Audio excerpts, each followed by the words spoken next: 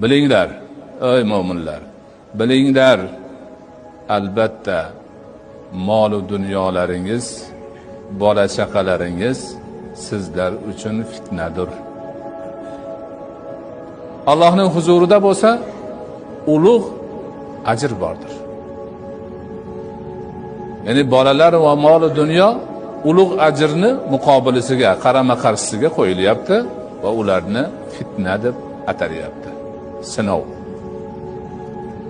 Payg'ambarimiz alayhisolatu vassalom aytadilarki, ikkita och bo'rini qo'ylar qo'rasiga qo'yib yuborishdan, ularni buzib fasodga uchrashishdan ko'ra mo'min bandani molga hirs qo'yishi, diniga hasad qilishi yomonroqdir. Ikkita och ko'rganini yamlab yutaman degan bo'ri turibdi ekan, uni bir qo'raga qo'ylarning ichiga qo'yib yuborsa, ya'ni hayotni shu tarzda tasavvur qilinyapti. Shu zarari ko'p narsami yoki odamni moli dunyoga o'ch bo'lib dinga hasad qilishida zarari ko'pmi? Bunisi ko'proq ekan.